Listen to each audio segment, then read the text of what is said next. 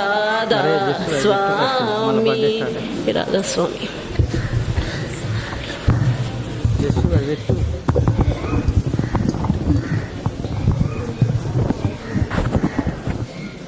వచ్చింది వచ్చింది ఇటే పెట్టు పెట్టి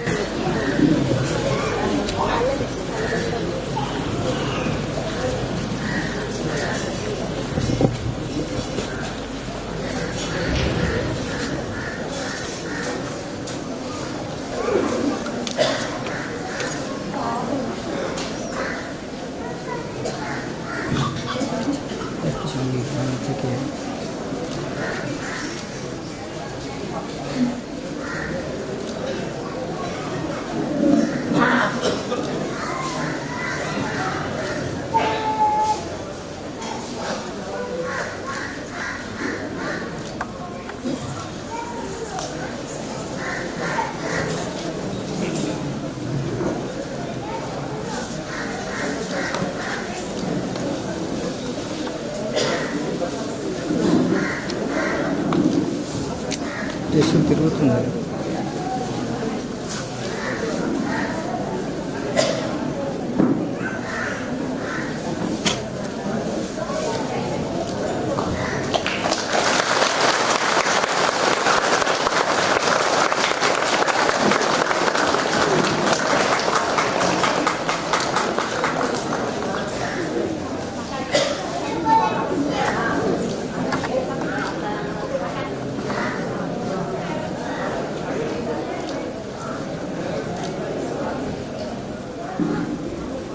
Yes, I do.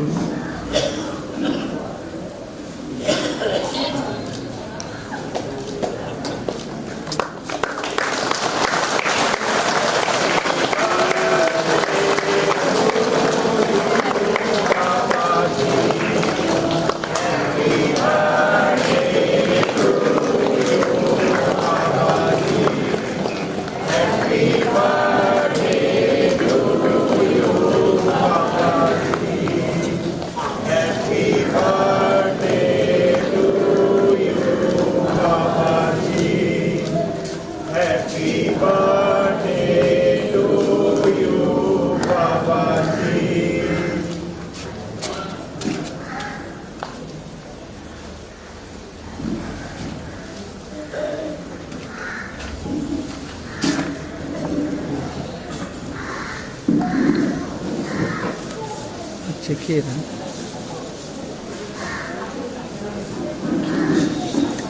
Aí.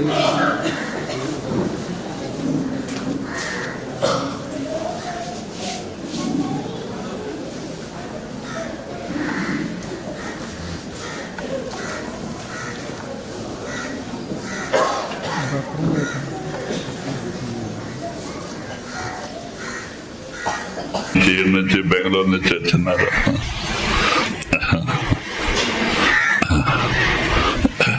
ये वाणी स्वामी जी महाराज जी की वाणी थी। इसमें स्वामी जी महाराज गुरु चरण हृदय धार ही पहले स्टार्ट में वाणी लिया कि गुरु के चरण को अपने हृदय में धारण करो। तो मैंने तेलुगु में बताया, वो बात आप लोग को समझ में नहीं आया होगा। तो चरण का मतलब ये बाहर का चरण नहीं है। बाहर के चरण के लिए संत हमेशा मना करते हैं, हाथ नहीं लगाने देते। जब हम आंध्रा वाले लोग को, कर्नाटका वाले लोग को बॉम्बे अजय सिंह महाराज प्रोग्राम में लेके जाते थे तो 100-120 संगत एक बार लेके गए, तो उसमें ज्यादातर नाम लेने वाले अपने ग्रुप के लोग थे बॉम्बे में। तो ये लोग को क्या है, आदत पड़ी होती, यहाँ ही नहीं उत्तर भारत में भी आदत है कि लोग जाते ही महात्माओं के पास में झुक जाते हैं और झुक के जमीन को नमस्कार करने में समय बिता देते हैं। जमीन पे या तो कोई दंडवत सो ही जाता है लंबा, महाराज ऊपर बैठे होते हैं, और ये जाके नीचे झुक जाते थे, 2 मिनट का टाइम मिलता था और नीचे जमीन देखने में चला जाता था। तो महाराज हमको गुस्सा करते थे तुम इनको लेके आते हो, बताते नहीं कि दर्शन कैसा करना चाहिए। ये बेचारे को 2 मिनट का टाइम मिलता है एक संगत को, तो वो नीचे जमीन देखने में समय बिता देते, चॉकलेट लेते चले जाते। तो हमको गुस्सा करते थे, लेकिन हम समझाते थे कि ऐसा मत करो, नमस्कार मत करो, जाओ उनके आंखों की तरफ देखो, इधर देखो, भूल जाते थे। उनको आदत पड़ी रहती थी, वहां जाके फिर वैसे ही करते थे। तो क्यों? संत झुका के खुश नहीं होते, संत देने के लिए आते हैं, उनके पास कुछ कमी नहीं होती है। तो महाराज कहते थे देखो संत देने के लिए बैठते हैं, लेने के लिए इनके पास कोई यही नहीं है, नीचे जमीन देख के टाइम पास करके चले जाते हैं। तो मैं बहुत समझा को कुछ लोग तो मान गए, कुछ लोग मान नहीं पाते। तो वही हालत है, आज भी लोग आते हैं तो पैरों पे हाथ लगाने को जाते हैं, झुक जाते हैं, कहते नहीं संतों के पास जाओ, कोई भी संतों के पास जाओ, संत का देखो आंख और माथा, सत्य का नूर रहे उन साथा। संतों के दर्शन को जाओ तो उनके आंखों की तरफ देखो, नजरों की तरफ, और उनके माथे की तरफ देखो, जहां से वो संत का प्रकाश बाहर आता है। जो ताकत उनके अंदर प्रकट है वो देखने की खिड़की आंख है। इसी के अंदर से अंदर जो ताकत प्रकट है वो देखती है, वो दया करती है, हमारे कर्मों को अपने ऊपर लेते हैं। तो लेकिन बहुत दुख की बात होता है कि हमारे उत्तर भारत में भी, दक्षिण भारत में भी लोग जाके चरणों पे गिर पड़ते हैं और नीचे देखने में अपना समय बर्बाद करते हैं। तो हमें ऐसा संत कभी खुश नहीं होते, उनको आंखों की तरफ देखो। आप जितना भी उनके आंखों की तरफ देखेंगे आपको फायदा मिलेगा। संत का निरखो आंख और माथा, सत्य का नूर रहे उन साथा। वो जो अंदर ताकत प्रकट है वो उनके अंदर है, वो आंखों से ही देखती है, वो मालिक की ताकत, वो आंखों से ही हमारे कर्म को लेते हैं, हमारे ऊपर दया करते हैं। तो कभी भी आप संतों के पास जाओ, लेकिन क्या करें, ये पीले कपड़े वाले लोग और भी महात्मा लोग पैरों पे गिरा के ही खुश होते हैं। देखो गुड़ी पाड़वा कहते हैं कि ये आता है, कोई तो क्या गुरु पूर्णिमा, हम महीने 2 महीने में एक बार गुरु पूर्णिमा को गुरु का याद करें तो ठीक है क्या? अरे रोज गुरु पूर्णिमा है, रोज उनके चरण का ध्यान करो। चरण क्या है? जब आप 9 दरवाजे छोड़ के अंदर आएंगे, आपकी तीसरी आंख खुलेगी तो आपके अंदर ज्योति अनादनाद प्रकट होगा और गुरु प्रकट होगा। वहां है चरण, वो चरण प्रकट करने के लिए कहा जाता है, बाहर का चरण नहीं। संत कहते भाई जैसे आपका पैर है वैसे हमारा पैर है, पैर को पकड़ के आपको क्या मिलना है? कुछ नहीं। हमेशा उनके माथे पे देखो, आंखों की तरफ देखो, वही एक खिड़की है जो उनके अंदर ताकत प्रकट है, वो अंदर से देखती है, वो हमारे कर्मों को लेती है, हमारे ऊपर दया करती है। तो कभी भी संतों के पास जाके पैरों पे गिर के अपना समय बर्बाद नहीं करना चाहिए, हमें उनसे कुछ फायदा उठाना चाहिए। तो इसीलिए स्वामी जी महाराज कहते हैं गुरु चरण अंदर में है, अंदर में जितने मंडल के प्रकाश हैं वो गुरु चरण है। तुलसीदास ने रामायण में भी इशारा दिया है कि श्री गुरु चरण नखमन गण ज्योति, सुमरत दिव्य दृष्टि ही होती। अंदर जो गुरु के चरण हैं उसके नख नख से प्रकाश निकलते हैं, और जिसका याद करने से हमारे घट में ज्ञान का प्रकाश हो जाता है। ज्योति प्रकट हो जाती है। वो ये गुरु चरण है, ये बाहर का चरण नहीं। बाहर संत कभी अपने पैरों पे गिरा के खुश नहीं होते। तो इसीलिए चाहिए कभी भी हमें ऐसे हरकतों से बाज आए जो पहले लोग महात्माओं ने आदत डाली है उसे छोड़ने की कोशिश करें और अपना ध्यान उनके वाक्यों पे दें और भजन सुमरन करने की कोशिश करें, क्योंकि आपका समय बड़ा अनमोल है। कहते हैं कि एक एक श्वास भी 3 लोक से भी कीमती है और ये श्वास चला जा रहा है। कहते हैं इसको हम सुमरन करके उसका फायदा उठाएं, सुमरन करें। बाकी ये बाहरी धन दौलत, बाहरी चीजें ये हमारे नहीं हैं, ये काल और माया के हैं। ये हमारे प्रारब्ध कर्मानुसार 4 दिन के लिए मिलते हैं। ये उनका सामान उन्हीं को लेके जाना पड़ता है। हम ना कुछ लेके आए हैं ना कुछ लेके जा सकते हैं। कहते हैं मुट्ठी बांधे आया बंदे, हाथ पसारे जाएगा। एक बच्चा पैदा होता है, उसकी दोनों मुट्ठियां बंधी होती है। भाई कुछ लेके आया है, कोई सोना चांदी तो नहीं लाता, कुछ और तो नहीं लाता, लेकिन भाग्य लेके आता है। यहाँ लिखा होता है मुट्ठी बांध के आता है और बुढ़ापे में हाथ पसारे जाता है। भाई जो लाया था वो खत्म हो गया। कुछ लेके तो नहीं जाता। तो इसीलिए महात्मा कहते भाई सुमरन करो। जो सदगुरु ने आपको नाम का दात दिया है, बड़ा ऊंचा दात है। सुमरन करके कैसे कैसे पुरुष भी तर गए। गण का अजामिल जैसे पापी, नाम अनेक न तारी, पतित पावन नाम निर्मल, तुम क्यों चले बिसारी। गण का वेश्या थी, अजामिल पापी था, सदन का साई था। ऐसे ऐसे लोग भी नाम सुमरन करके तर गए। तो हम लोग क्यों नहीं तरेंगे। तो नाम बड़ी ऊंची चीज है जो संतों ने दिया है, लेकिन उसको सुमरन करके उसकी परख की जा सकती है। अगर हम सुमरन नहीं करेंगे तो हमें कभी परख नहीं आएगा और हमारे अंदर परिवर्तन नहीं आएगा।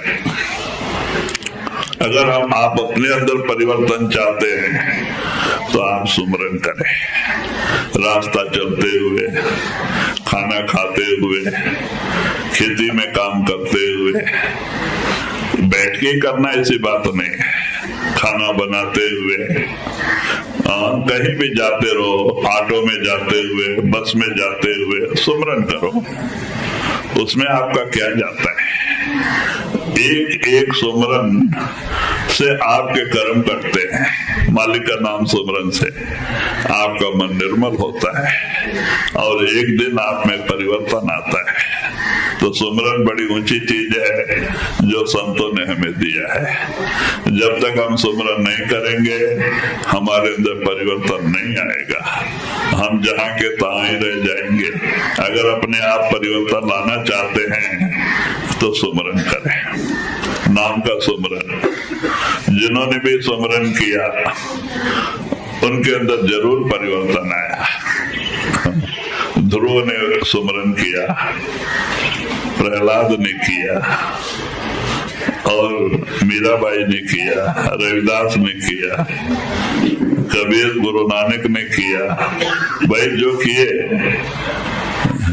जो भी किया उन्होंने पाया और भी जो करेंगे वो जरूर उसे भी मालिक मिलेगा। सुमरन ही मालिक को पाने का रास्ता है।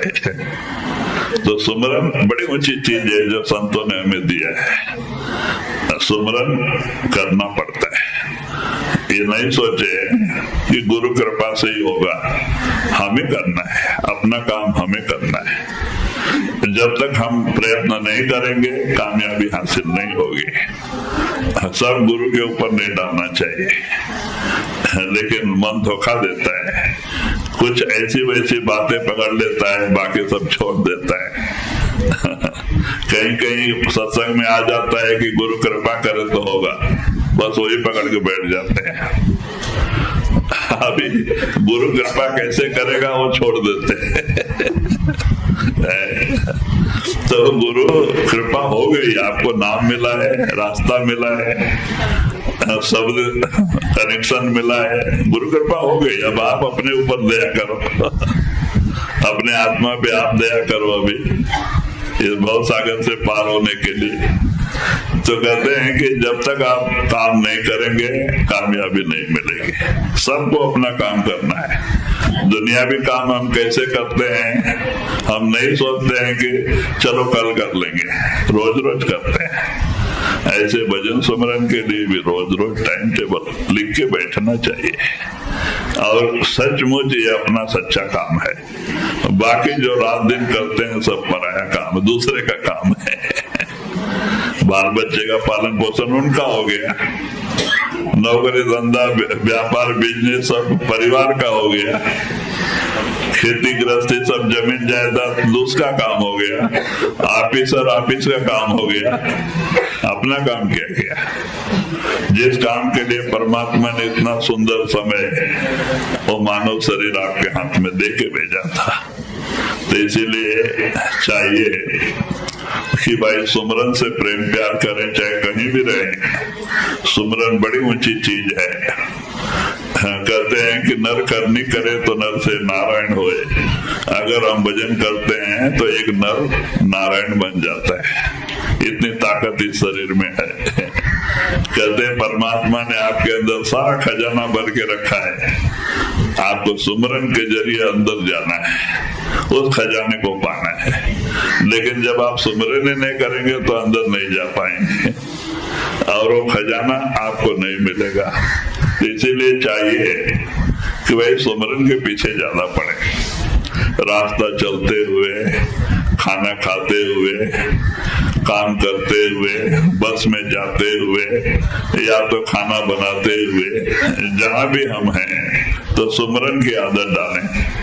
सुमरन बड़ी ऊंची चीज है। सुमरन कहते हैं कि हमें 9 से 10वें तक लेके आता है, हमारी तीसरी आंख खुल जाती है तो एक नर नारायण बन जाता है, दुनिया को देने वाला बन जाता है। तो कहते हैं भाई इस तरह की ताकत आपके इस शरीर में है। ये नर नारायणी शरीर है, ये खाली रक्त मांस का पुतला नहीं है, इसमें तो अखुट भंडार भरे पड़े हैं। हम कहते हैं ना, देखो इंद्रिय स्थान में गणपति है, मैं बुधा स्थान में गणपति है, इंद्रिय स्थान में ब्रह्मा है, नाभि स्थान में विष्णु और लक्ष्मी, हृदय स्थान में शिव पार्वती। कौन देखता है? इन आंखों से नहीं दिखाई देते। उनको देखने वाली आंख वो ज्ञान की आंख है, वो खोल के देखो सब नजर आएंगे प्रत्यक्ष, जैसे के तैसे। बाहर तो हम लोगों ने बनाया है, लोकल मालिक का बनाया हुआ है। ये चलता फिरता हर मंदिर है, जिसे 9 महीने में परमात्मा ने सवार के भेजा है। बाहर तो हम लोगों ने बनाया ईंट और पत्थर का, लेकिन हमारा उल्टा न्याय है। परमात्मा के बनाए हुए मंदिर को गिराते और अपने बनाए मंदिर मस्जिद की रक्षा करते। एक मुसलमान फकीर ने बोला, कहा क्या कहा है? मंदिर तोड़े मस्जिद तोड़े तो भी कुछ नहीं मजा का है, लेकिन दिल मत किसी का तोड़े तो घर खास खुदा का है। मंदिर में तो भूत डरे हैं। मंदिर क्या है? पत्थर की मूर्ति। मंदिर में तो भूत डरे हैं। मस्जिद सफम सफाई है और मस्जिद में चुने की दीवार, वहां वो भी नहीं, लेकिन दिल दरगाह में झलकता नूर खुदाई है। लेकिन इस शरीर के अंदर परमात्मा का प्रकाश चमक रहा है। अंदर आप जाके देखो। कहते हैं दिल दरगाह के अंदर में झलकता नूर खुदाई है। क्या है? हर इंसान के अंदर एक रोशनी छाई है, जो घटती बढ़ती कभी अवती न एक राई है। वो प्रकाश कभी एक सरसों के बराबर भी कम ज्यादा नहीं होता है। आपके अंदर 24 घंटे एक जैसा हो रहा है। आप अंदर जाओ, देखो, जो भी महात्मा अंदर गए उनको मिला। शिवाजी के गुरु रामदास स्वामी ने ये बात कही है, चर्म चक्षु न रक्षे ज्ञान चक्षु निरक्षे। सच को देखने वाली आंख ज्ञान की आंख है, ये नहीं, ये तो झूठ को देखने वाली माया की आंख है। इससे जो दिखाई देता है सब नाश होने वाला है, आज नहीं तो कल। ये चमड़े की आंख है और वो आत्मा की आंख है, मन की आंख है। वो खोल के देखो ज्ञान की आंख, तो सच नजर आएगा। सच क्या है? ये तो झूठ को देखने वाली आंख है। अब इससे ही डॉक्टर लोग देखते हैं ना, पेट का भी ऑपरेशन करते हैं, रक्त मांस मिलता है, ओपन सर्जरी करते हैं तो कहीं शिव पार्वती नजर आते हैं शिव पार्वती। अगर वो ज्ञान की आंख खोल रहे हैं तो उनको शिव पार्वती दर्शन दे दे। लेकिन उनकी ज्ञान की आंख खुली कहाँ है?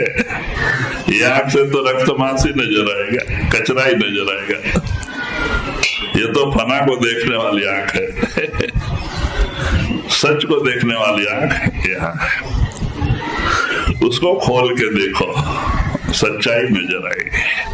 ये तो झूठ को देखने वाली आंख है। तो इसीलिए महात्मा कहते भाई सच्चाई को समझो।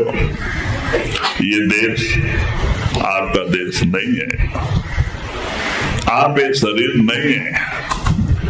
शरीर तो किराए का मकान है, ये मट्टी का बर्तन है। आप आत्मा हो, शरीर को चलाने वाले आप हो, शरीर नहीं है। शरीर मट्टी का बर्तन है। अब ऐसा है जैसे एक कार, ड्राइवर कहता है, मैं पूछे कौन है तो बोलता मैं कार हूं। अब ड्राइवर अपने आप को कार कहे, उसको शोभा देता है क्या? कार अलग है, ड्राइवर अलग है। अब ड्राइवर उतर गया, कार खड़ी हो गई। अब ड्राइवर बैठा, कार चालू हो गई। ऐसा ही शरीर अलग है, आत्मा अलग है। आत्मा यहाँ बैठी हुई है, ड्राइवर जो अंदर बात कर रही है, सबको देख रही है, सब पे दया कर रही है, वो आत्मा है। ये तो मट्टी का बर्तन है। अब ये आत्मा जिस दिन गाड़ी को उतर जाती है, घर को खाली कर देता है, देखो इसका क्या हालत होता है।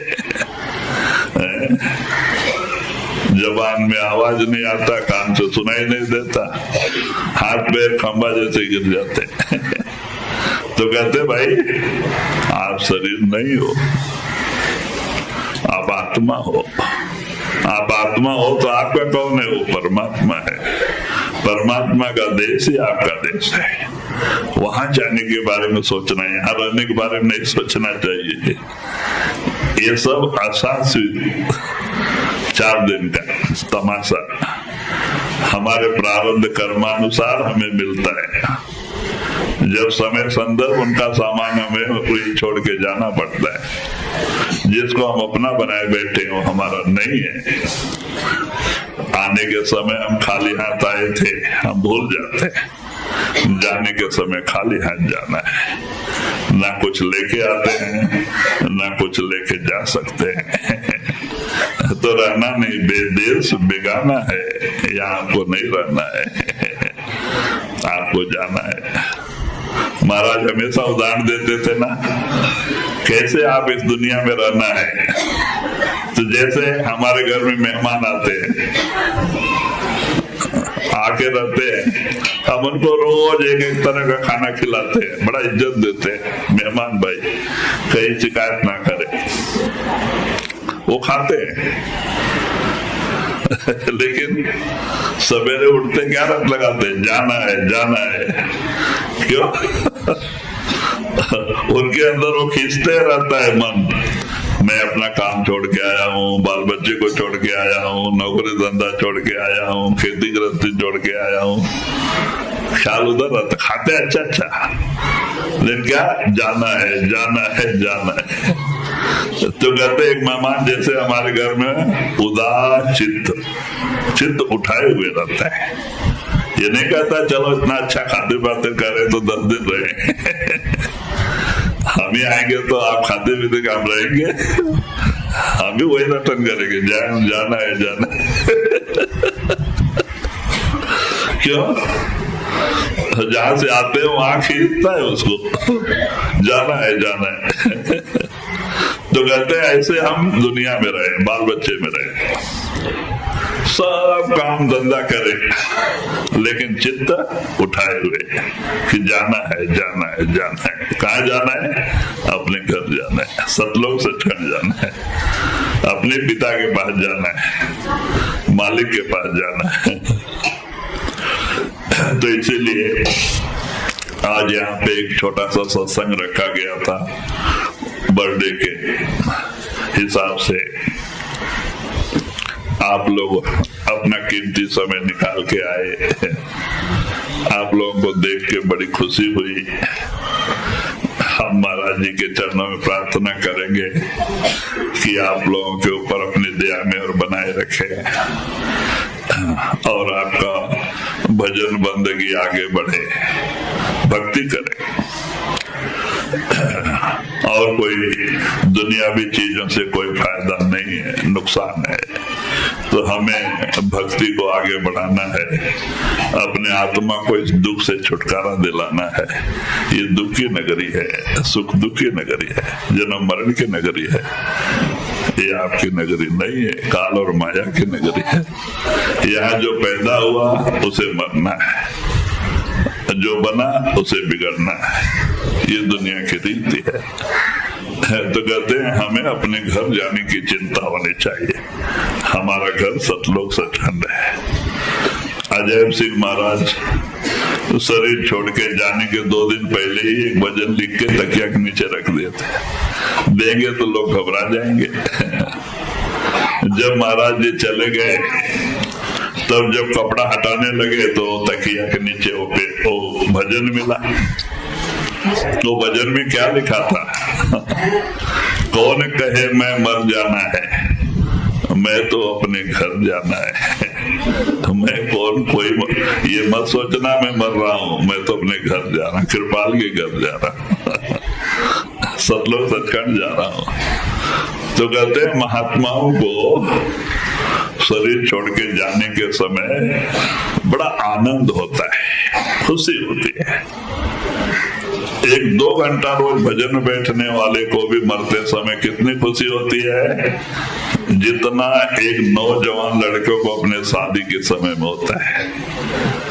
अब एक नौजवान लड़के का खुशी का दिन तो उसके शादी का ही है। और लड़के को उस दिन इतना खुशी जैसे होती है ना, उतना खुशी 1-2 घंटा रोज अभ्यास करने वाले को ऐसे ही खुशी होता है जिस दिन वो शरीर छोड़ के जाने लगता है। खुशी होती है, आनंद होता है कि मैं तो अपने घर जा रहा हूँ। वो दुखी नहीं होता है, हंसते हुए जाता है। अब तुकाराम हंसते हुए गए। तुकाराम जब उनकी भक्ति पूरी हो गई, विठल की भक्ति करते थे, रात दिन विठल विठल जपते रहते थे। जब उनकी भक्ति पूरी हो गई, अब विठल ने वहां से देवदूत भेजा, भाई जाओ तुकाराम से बोल दो कल घर के बाहर, माने गांव के बाहर तालाब पे पुष्पक विमान आ रहा है, मैं भेज रहा हूं, आप तैयार रहना। तुकाराम बड़े खुश हो गए। तो उस दिन रात को सोने के समय, क्यों वो महात्मा थे तो उनको दया आ गई। तो अर्धांगिनी औरत, स्त्री जो है अर्धांगिनी होती है, तो सोने के समय अपनी औरत से भी पूछते हैं क्यों कल पुष्पक विमान आता है गांव के बाहर और मैं विठल भेज रहे हैं, मैं जा रहा हूं बैकुंठ, तू भी आ जा तो अच्छा रहेगा। अब उसने जब तू भी आ जा बोला तो उसको गुस्सा आ गया, क्योंकि उसने तो कभी भक्ति नहीं किया। तो उसने लाख गाली दिया, है तुमको क्या कुछ दिखता नहीं है, तंबूरा लेके रंगा रंगा करके सारी जिंदगी गवा दिया। मैं आ गई तो बच्चे लोग का कौन देखेगा, गृहस्थ आश्रम को कौन संभालेगा, भैंस को चारा कौन डालेगा। तुम बाढ़ में जाओ बोल के गुस्सा गया, चुप हो गए। दूसरे दिन कुछ नहीं बोला क्योंकि रात को ही डांट पड़ी। अब सवेरे उठ के स्नान विस्नान करके नाश्ता वास्ता खा के 9 बजे को जाके भजन बैठ गए उधर। किसी को कुछ बोला ही नहीं, जाके वहां बैठ गए। पुष्पमान कब आता है इंतजार में। बराबर 10 बजे पुष्पमान उतरा और तुकाराम की आत्मा उस पे प्रवेश किया और बड़े आराम से चले गए। तो कहते भाई, जो भक्ति करता है, मालिक का सच्चे दिल से नाम सुमरन करता है, उसको मरते समय उतनी खुशी होती है जितने एक नौजवान लड़के को अपने शादी के समय में होता है। उसको मरते समय उतनी खुशी होती है कि कब मरी हो कब पाई हो पूरन परमानंद। कहते हैं जा मरने से जग डरे मेरे मन आनंद, कब मरी हो कब पाई हो पूरन परमानंद। कि कब मरेंगे और कब जाके उस पूरा परम आनंद अपने गुरु के चरणों में हमेशा के लिए आनंद के स्रोत में समा जाएंगे, रहेंगे। उनको खुशी होती है। जिन्होंने दुनिया से प्रेम प्यार किया है उनको दुख होता है दुनिया छोड़ के जाने के समय। लेकिन जिन्होंने गुरु से प्रेम प्यार किया है, नाम से प्रेम प्यार किया है, उनको खुशी होती है। यही एक ही बात है। जिन्होंने गुरु से नाम से प्रेम प्यार किया उनको जाने के समय खुशी होती है, और जिन्होंने दुनिया से प्रेम प्यार किया, कोई भी हो, महात्मा हो चाहे मामूली इंसान हो, उन सबको दुख होता है। क्यों? दुनिया प्यारी लगती है उनको, और जिससे प्रेम है उसको छोड़ के जाना पसंद नहीं करता इंसान, और यही आशा लेके जाता है, फिर इसी में पैदा हो जाता है, भूत बन के आ जाता है, पेड़ पौधा बन के आ जाता है, मानव शरीर को नहीं मिलता है, हालत खराब होती है उसकी। तो आशा ये सबसे बड़ा बंधन होता है आशा का, और उस आशा से निकलने के लिए हमें भक्ति करना है। और जब हम भक्ति नहीं करेंगे तो हमारे अंदर मोह का बंधन और आशा ये कभी दीवार नहीं जाएगी। तो इसीलिए चाहिए भक्ति, सुमरन करो, अपने आत्मा को इस दुख से निकालो, जन्म मरण से छुटकारा दिलाओ, फिर दुनिया में नहीं आना। राधा स्वामी करो बिना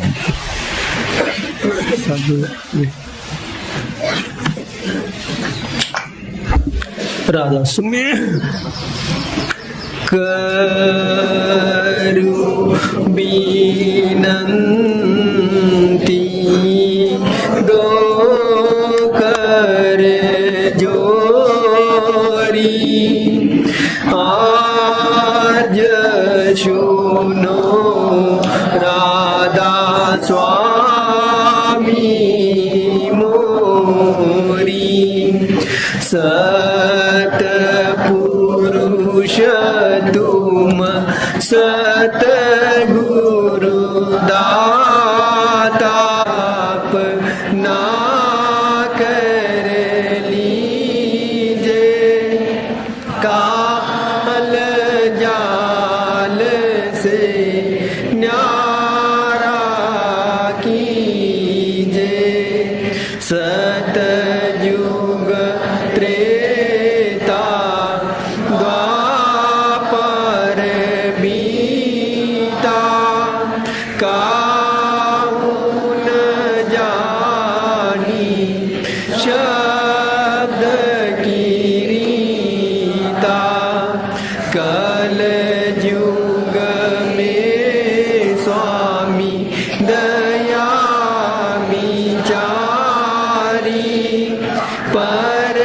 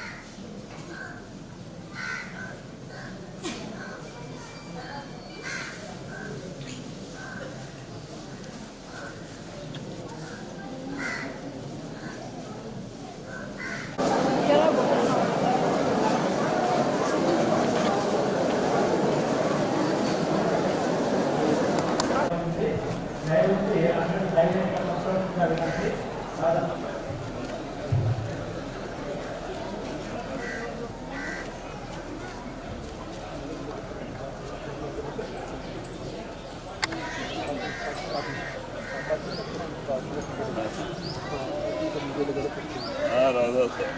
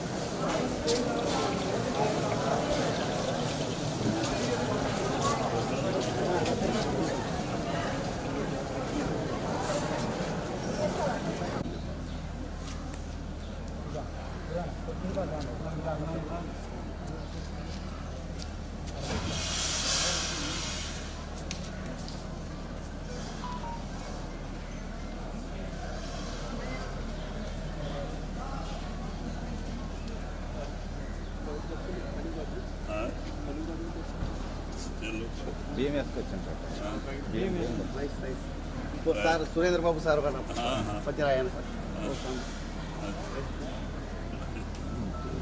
50 ప్యాకెట్ 50 ప్యాకెట్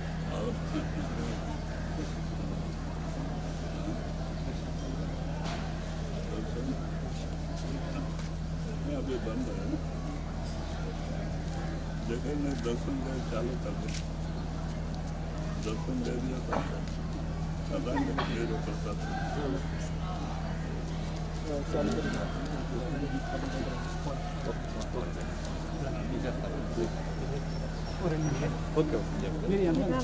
మేము నలుగురు అప్పుడు ఎవరికి ఇచ్చిన